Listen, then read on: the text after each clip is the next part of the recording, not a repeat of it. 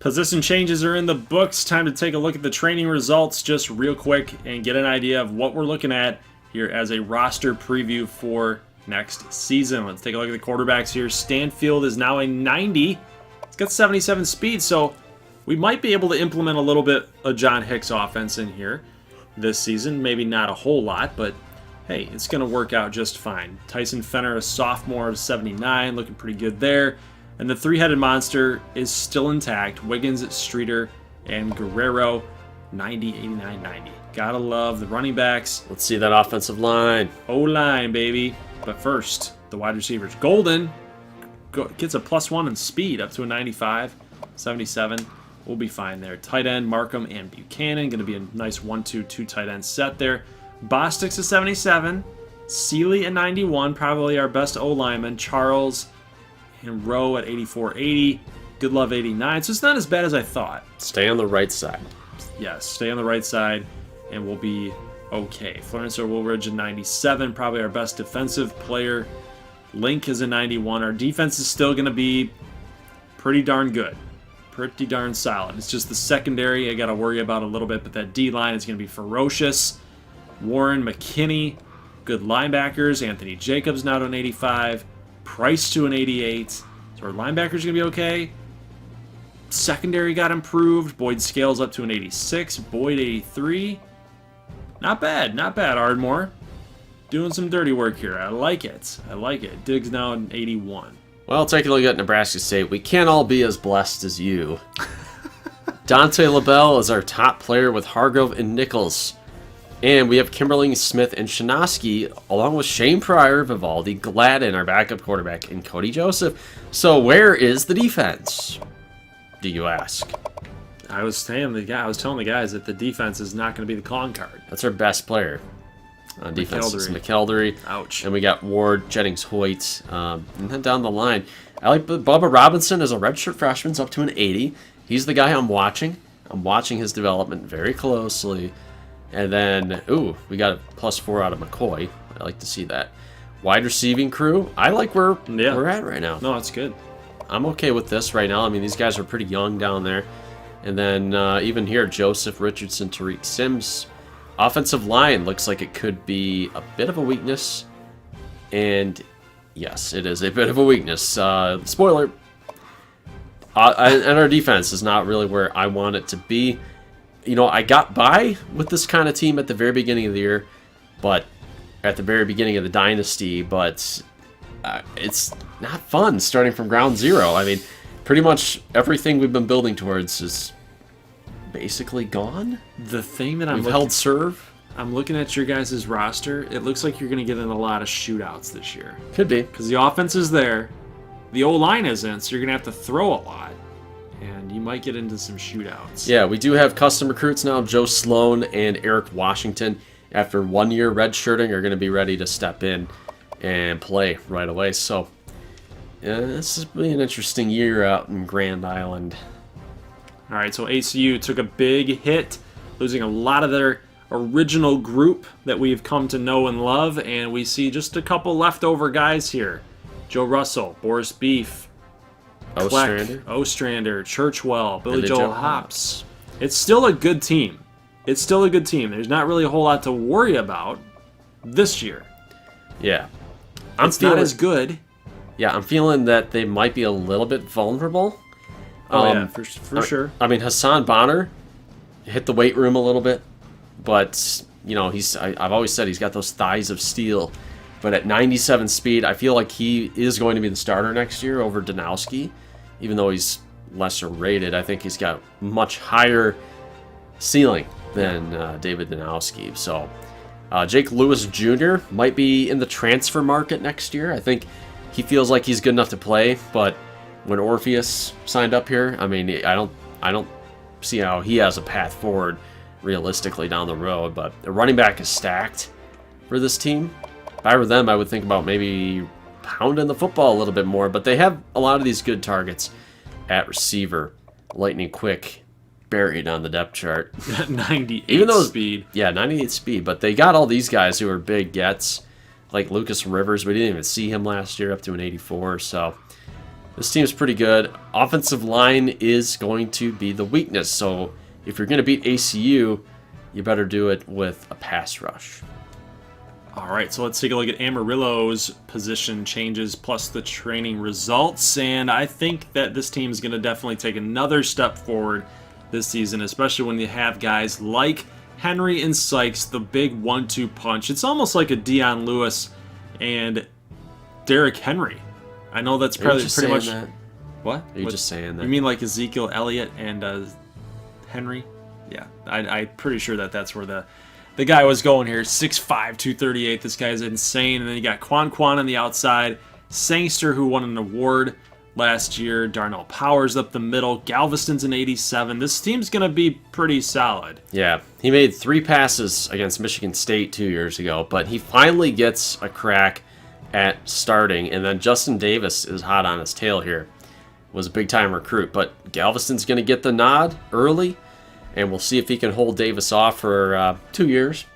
But hopefully he can do it. I mean, Galveston was a pretty solid recruit in his own right, and he's finally getting his chance 3 years into his playing career. And, you know, he got transfer booted there by Bollinger, and then he kind of got a little upset about that. But now he is back in the saddle again, and I like the running game. Even Fogel and Brandon Lee, huge recruit Brandon Lee. Yeah, he's a 5-star. Didn't, take a beating last year. Took some tread off the tires a little bit. Got a year to heal up from the rigors of New Mexico high school football. The grit and the grind. Yeah. And then Keon Sykes and Henry, though, they're going to shoulder the load. And then wide receiver, very interesting for this team with Quan. Orion Bradshaw, right now listed as number 4 on the depth chart. Right now they have Culver and Hunter. I think Bradshaw will still slip in that number 3 role. It's probably the speed. But in terms of being a pure receiver, I like Bradshaw more than Culver. Well, he's just got the size. It's 6'5", 223. He's probably more of a tight end, more like that red zone target that you want to look for in the back of the end zone. He's going to be a good player. Still, he's going to do his job. I like Amarillo's offense. Here's a team where the cupboard, it's not completely bare, but we have no players over a 90. No players over 90 overall. That hurts. And you know what I like about this team, though? Even without Faintus 9 now, it's still got a few custom guys. Buchanan Simmons, Viper the Third, and going down the line a little bit. Should have another guy, I thought. Antonio Mendoza is now a redshirt junior, so he's still got 2 years left. And he can still blossom into a good guy. They like this guy too, Nick Kilpatrick. Offensive line is in decent shape. Kingsley Knox, Dunlap, and Tolbert. So this is a team that, I mean, if they can get the quarterback position figured out. I mean, Buster Smith, we saw him come in last year, 1,100, 9 and 6 though. 2 rushing scores. Lamont Christian, I thought it was the picks, man. The 8 picks, just not looking very good. It's just that awareness rating, probably. I mean, yeah, 71 awareness. Just he's not very aware of his surroundings. I guess not, but they're going to have to give him a shot and hope he figures it out. Maybe just turn around and hand the ball off to Viper the Third and Juan Bell might be the move. But receivers are looking okay. It's a decent group. Not the best, but it's a decent group. Feature Buchanan Simmons, another big target. They got 2 really big guys, Simmons and Mendoza, both 6'6" targets. That'll help. Secondary looks like this could be a problem on this team. And, I mean, outside of Steven Adams, I mean, it gets really thin early at cornerback. You have John Oliver, maybe Anthony Martin, and maybe Hines dips their toe at free safety. But, I mean, Fort is back, but the secondary looks pretty weak for Uba. Okay, here's Denver Tech. They still look like the team to beat, in my opinion. Yes, they because Makovich wasn't even supposed to come back this year. We thought him and we thought Russell would be off to the pros, and they're back. So the secondary still looks nasty. Prater with Watts kind of manning that down. They still got Alex Brewer to throw to. Scott Thomas taking over this year in a full-time role. You see his usage going up, working its way up. 6.9 yards per carry in college is really what you want to shoot for. To know that you're a dynamic running back. Yeah. 4 yards in a cloud of dust doesn't really pan out in college. Yeah, Nick Burns, 561 and 5 of 31 catches. You're going to see his usage skyrocket as the number 2 wideout. Linebacker looks good. Chris Moore. Can't see a weakness on this team again. This is going to be a very tough team to best in conference play. And, I mean, if there's one weakness, I'm not seeing it unless... I mean, you can't see the offensive line. You got Pope. And, I mean, these guys can play defensive end as well as, so... it's going to be tough. Going from a stacked team in Denver Tech to Kansas A&M, we know that Rasheed Davis is transferring away from Camu, trying to get out of there, trying to do his own thing. But we see that they do still have some pretty good players up on the board, but it's pretty light near the middle.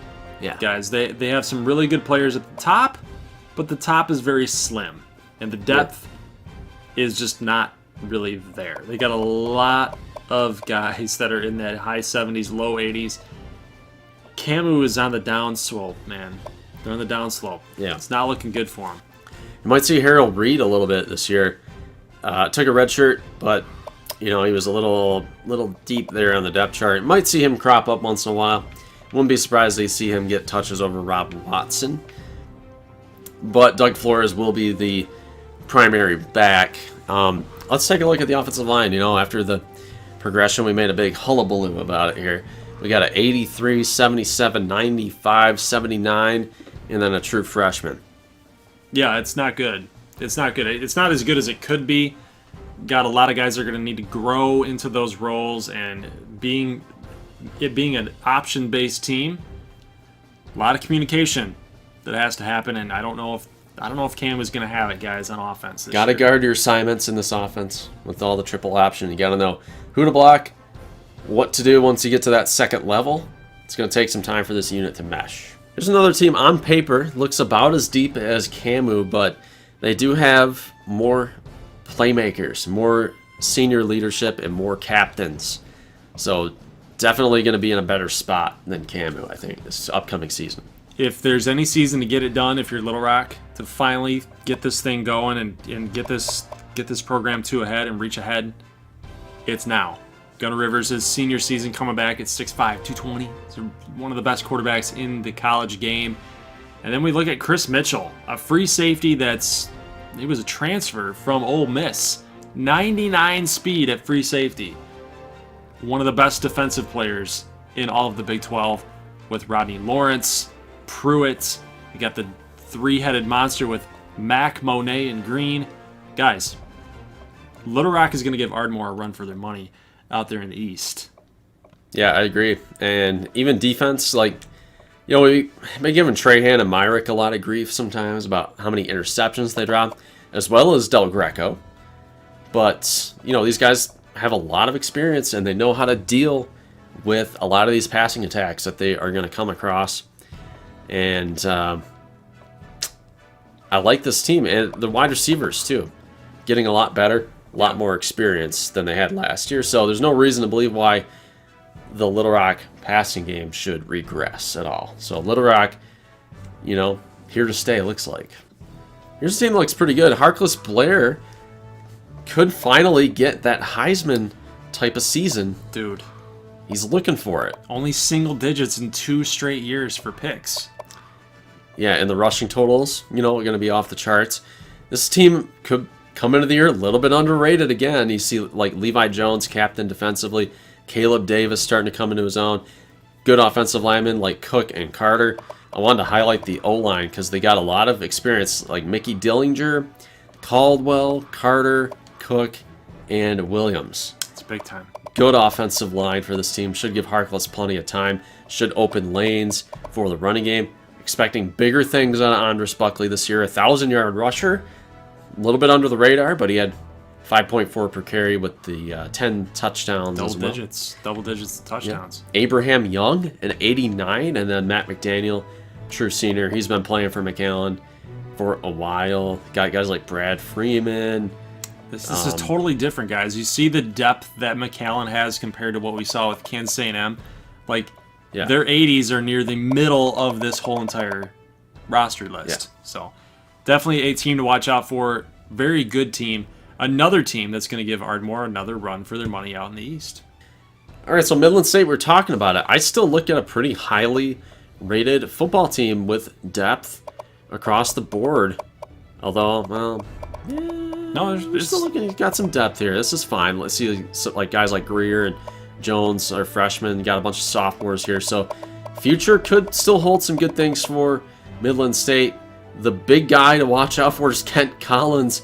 He's up to a 97, and he has thrown one collegiate pass, and he's a 97 overall. So he's waited plenty of time behind Dexter Whiteside. He's groomed. They think that this guy, it's potential that he could leave for the NFL after one season starting. It's a very possibility out of Toronto. So we'll see how he adjusts to this Big 12 level of play. But you know, hey, I mean, Kyle Wagner going to take over at halfback. You got Adam McDonald at tight end. And let's take a look at the receivers. I mean, who's he going to throw to? Because that's the big question. Not too many weapons here. You got Colton Yo and Storm, and Colby Austin, kind of growing up together. But who's going to be the playmaker? I'm going to say it's going to be Colton Yo. I'm going to say it's going to be Colton Yo and Storm for sure. Because that 95 speed, I guess you could say McKinley Harris, but I'm going to go a little bit of wild card here. Yeah, he's had some big catches. He's had 2 big touchdowns in his career. I do want to check and follow up on the cornerback and defensive back situation. Now, Blunt and Simon are seniors, but this unit's going to be pretty good. You see all the redshirt freshmen and sophomores. So we did not recruit any defensive backs, or rather cornerbacks, for Midland State this year because we filled it out all last year. And they held their own. They didn't do terribly. They didn't do well, but they weren't bad. And I think all of these guys coming back, starting for 3 more years. Look at the speed ratings, by the way, too. 92, 94, 96, 97. Like, they're going to stick on you guys like glue. This is going to be a very tough team. Well, think about this. Their defensive backs, if you get into a shootout with Midland State, you're not going to be able to throw on them. In the future, I mean, they'll do fine this year, but I mean, I think in maybe next year's time, they're going to be an elite secondary. Ooh, how about this? Odessa State. Looking good here. I'm seeing some depth up here. Let's look down the road. It's not bad. They still got a long way to go, but it's getting there. It's getting there pretty quickly, and I'm looking at next year. Next year's probably going to be the money year for Odessa State. They're going to bring in Jay Ballmer. They're bringing in Faintus 9. He's got 1 year eligibility left, so he's not on this list, but I mean, he's going to have to compete with John Miller for playing time at free safety. So maybe they'll do the 3-3-5 and he'll be the rover. Yeah. Interesting to see what Braxton's got up his sleeve for how he wants to use this secondary. It's got some talent. I mean, you got like Rosario out there, Pat Dowdell, or Johnny Johnson Jr. That's the question. What are they going to do? Yeah, that's really the question here. Let's look and see at the accuracy is really going to be what counts, I think, in this quarterback battle, and I think it's going to be Johnny Johnson. You can't go against that, man. A 91 and then a 90. You can't go against a 90. You can't go against an A rating. You just really can't. Yeah, I know that Dowdell is good with the speed, and he's agile, and he's quick, and you can't sacrifice that. Yeah, only 67 awareness, though. But yeah, I mean, Dowdell came in as an athlete, so is he going to be the best passer? I mean, his skill set's going to be revolved around his ability to move and his athleticism. I mean, that's just comes with it. But, I mean, Johnson Jr. going to be more accurate. I think he would get the nod, but maybe they'll let it play out a little bit. It's a tough deep team. And I think their defense will be better, too. At linebacker, you see some talent there. Yep, and it's a very tough decision too, because when you start talking about how this team is ready to win now and they're ready for success, you can't make the wrong call at quarterback. Not for week 1, not for week 2. You can't let this whole thing play out. You got to make the right decision from step A. All right, so last but not least, Shreveport, and they're not looking too bad either. You got Seidel Riggins at 97 overall Ashley up to a 91, but we know that with Rasheed Davis at a 97, he got the bump. He's going to be a 99 overall quarterback. He's going to be the starter. Yeah, and it's sad because, I mean, Ashley, he didn't perform very well. No, he was very bad, and it's like, good. I don't know what to say. But, I mean, he's 91, so I think he's putting in the work. He's getting better, but you're looking at Rasheed Davis probably sitting up there with Seidel Riggins as a 97. Yep. After we give him a little progression bump. So, I mean... Well, the big thing for me, too, is that if he doesn't senior transfer like we've seen so many times already, but maybe after Davis leaves, Ashley then becomes the starting quarterback next season as Canatella just again becomes the wide receiver. That wide receiver, yeah. And you know, it's funny. I mean, we have some custom guys on this team. You got Bradica, Camden Tucker, Travis Jackson, Canatella. Got some guys. Hey, Boone Lawson, the tight end guy, is sticking around at center. That's good to see. Yeah. Stephen Bryant, and I was looking for. It's good to say Andre Baker up there too. That middle linebacker. Eaton Collins. Max Blanchard is the guy I'm looking for out of Texas. So you got some custom guys on this team. So, you know, a lot of interest right now in the Shreve. All right, guys, that's going to be it for today's episode of the off-season. We're getting closer and closer every single day. Then on September 11th, we're going to go into the redshirting of players, the custom schedules, basically the season preview. And we will unveil the recruits if you were lucky enough to be selected. And remember, we can only take 20 of those requests. You can't take them all. The game just doesn't allow you to do that. Right.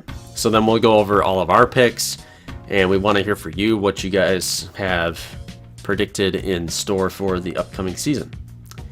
And episode 1 will be on the 13th. That's a Friday. So we're going to upload a 2-parter as we do every year, every season.